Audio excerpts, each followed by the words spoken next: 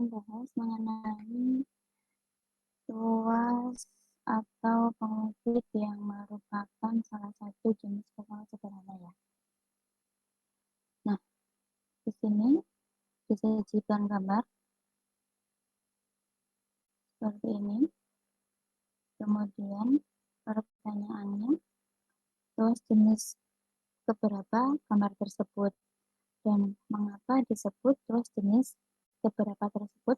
Kemudian apa contoh benda yang mewakili tuas jenis keberapa. Kita bahas dulu mengenai apa itu tuas atau pengungkit ya. Tuas atau pengungkit kita artikan sebagai jenis pesawat sederhana yang digunakan untuk memindahkan benda dengan memperbesar gayanya. Tahu lah ya, pengungkit itu biasanya kita pakai untuk mengungkit sebuah benda atau barang yang sangat berat gitu ya. Nah, kemudian pengungkit itu dibagi menjadi 3 jenis, yaitu pengungkit jenis saya ulangi, yang pertama adalah pengungkit jenis pertama dengan kriteria pengungkit tersebut titik tumpu ada di antara titik kuasa dan titik beban. Contoh alat sehari-harinya kita bisa lihat dari gunting. Kemudian yang kedua adalah pengungkit jenis kedua. Pengungkit jenis kedua ini kriterianya adalah titik beban ada di antara titik kuasa dan titik tumpu. Contohnya pembuka botol.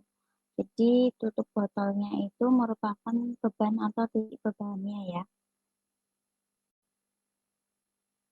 Dan yang ketiga adalah pengungkit jenis ketiga. Kriterianya adalah titik kuasa ada di tengah atau di antara titik beban dan titik tumpu.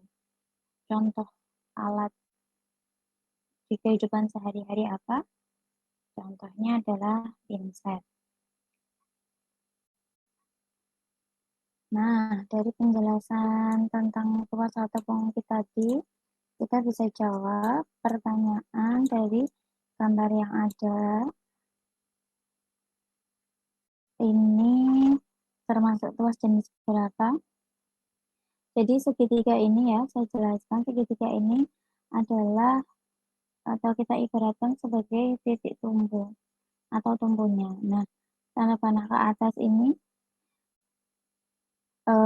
biasanya kan tanda panah ke atas kita ibaratkan sebagai beban ya.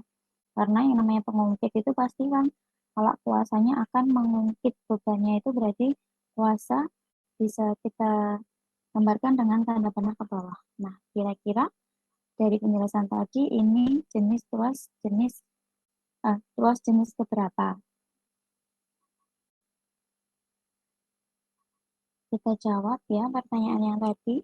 Gambar yang ada titik tumpu di tengah itu termasuk tuas atau pengungkit jenis pertama. Karena apa? Karena titik tumpu ada di tengah. Nah, contoh bendanya apa saja di kehidupan sehari-hari? Contohnya tadi kita sebutkan juga ya, ada gunting, kemudian jungkat-jungkit. Jadi intinya alat dengan titik tumpu yang berada di antara titik beban dan kuasa, atau titik tumpu yang berada di tengah. Sekian penjelasannya. Terima kasih.